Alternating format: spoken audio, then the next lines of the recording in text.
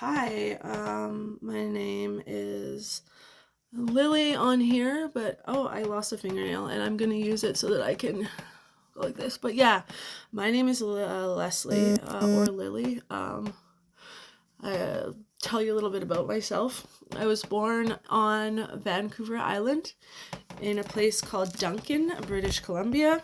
I was born on the 19th of February 1988 and raised in a small town called Yubo until I was 5 years old. My parents split up because of my mother's mental illness and my father's drug addiction. And like, it was, I don't know, it was a pretty rough life. I was in and out of foster care from the age of 5 until I was 8 when I went to go live with my dad. And I moved in Honeymoon Bay, and Honeymoon Bay was honestly some of the best times of my life. I really, really enjoyed it. I had a great time with my family, my dad at the time, and my mom would come out. And then I moved back in with my mother until I was 12, till a town called Lake Cowichan. And in Lake Cowichan, because I was a little different, I've always been a little bit of a heavier set individual. I always, I had like a goofy face, I wasn't necessarily considered to be like textbook beautiful, right? And, I was bullied a lot for being lower income. Like I had lower income family. My mother was on income support, right? Because of like what, I dealt with and like what she dealt with, right? Cause she couldn't get a job and stuff. She just like suffered inside internally. So and then my dad, like he always worked, but he did like small jobs. Like we used to do Christmas wreaths in the I always do that. Christmas wreaths in the Christmas time. We used to go mushroom picking in the fall, and he did firewood for the rest of the year except summer because you couldn't you couldn't use a chainsaw in the summer because of the fire ban. But he tried his best, but he always struggled with addiction. That was the main thing growing up. Eventually, I was talking about it yesterday. I just couldn't handle like living at home anymore in poverty. So, what happened? You know what? This is way better of a match in real life. I don't know why. It just makes me look so yellow on camera, but in real life, it is like a perfect match to my skin. So it's weird. But anyways, I just was like, I can't do this anymore. And I put myself and my little brother into foster care. So yeah, we lived in a foster home. He ended up staying at the original foster home that we went into for years with Bev. Personally, Bev treated me like a 6-year-old, so I just didn't necessarily feel comfortable staying there. Like I just wasn't a good fit. And then I went to go live with a person who specialized with teen children, and that was Joe. And I think her husband's name was Wes. Yeah, Wesley. Yeah, Joe and Wes McKechnie. They were awesome. Loved them very much. I ended up getting into a little bit of trouble there with one of the girls. She was very, very cruel to Joe, and I didn't like the way that she was treating her. So I made a foolish decision and compromised my experience there. Like I could have stayed there. I wasn't told I had to leave, but I ended up going to live with a nice, lovely family in Victoria, and her name was Alex. And you know what? Everything was fine with them until I moved.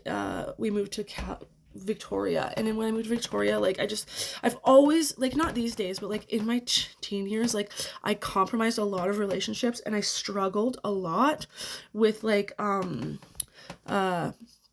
with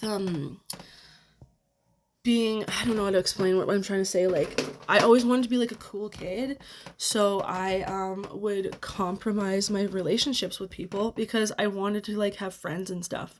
Like I was so obsessed with being a cool person, but I just like clearly could not accept that I was not popular. You know what I mean? Like it's something that I always wanted to be, and I just struggled with it, and it was like just not gonna happen, right? So it took me a long time to accept that. But I would sabotage friendships sometimes because I just wanted to fit in with the cool kids, and like, oh, it was such a waste of like energy because it was clearly never gonna fucking happen because I was a dorky dork, and because I don't know, just wasn't. And it's okay. Like, you know, now I look back, like, I wish that I could take back my behaviors and, like, make relationships with my friends, because, you know what? They, were way cooler than any of those cool fucking douchey popular kids. Anyways, you know what I mean? But, yeah, it was a rough upbringing. I ended up, after that, because I stole some stuff from her house, which I swear, I'm so grateful. She never charged me for that, Alex.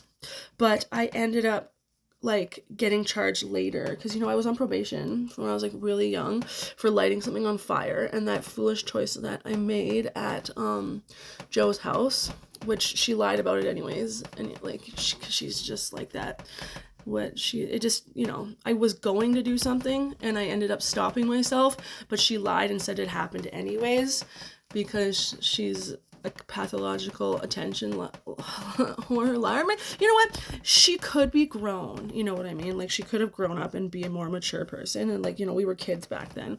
And I have to take into consideration that this girl went through a lot of trauma, like, to behave the way that she was towards our foster mom. Like, she would harass her for a $5 bill.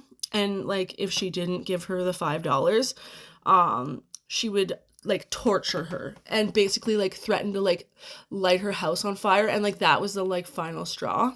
Like, I was just like, I have to do something. And I acted rash, and I could have potentially harmed this person a lot, but I backed out at the last second.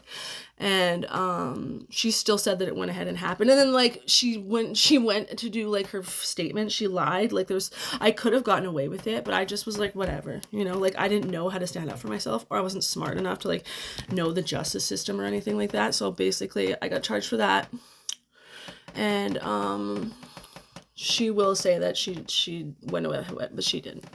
She used to say horrible things about me, like, that I would, like, throw cats in the middle of the road when I was just throwing rocks. Like, I was being a stupid kid and I was throwing rocks at cars, and she went and told everybody that I was throwing kittens in the middle of the street. Like, that's how horrible of an individual this woman was.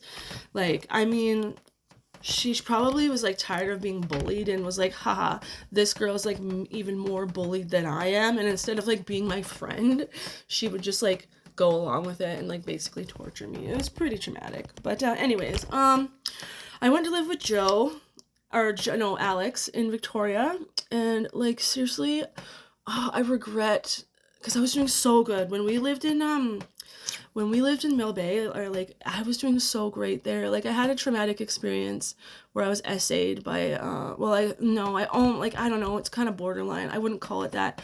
I'm more by, like, the girl, because she was, like, basically, like, they were laughing and, like, trying to get me to do it. Like, the guy was like, are you sure? And I, like, you know, I didn't go through with it you know, he said, are you sure? And I said, yes, but I was being pressured by her, but I didn't tell him that. You know what I mean? And that, like, that's not his fault. So I don't hold him responsible for that. They, like, took me to the hospital and stuff, or I went to the hospital, and then I also went to, the police station, and I told the police that he asked me if I was sure, because I didn't want to get somebody in trouble for something that, like, wasn't even really his fault, you know? It was more her, like, I know, and then this girl, she ended up killing herself. Like, I don't even know if I'm supposed to say that, like, later in life. And the trauma of the Ministry of Children and Family Development, like, we were all so fucked up, man. Like, it's fucked up. It's sad. It's sad to live a life like that. And it's, like, you know, it's traumatizing to be taken away from your families, you know, as fucked up as our families were. It was less traumatic to, like, be with them because they actually loved us than it was to live in these situations. Except, you know, when, like, the point with I'm gonna have to do a part 2. I'm getting to, like, you know, pretty far.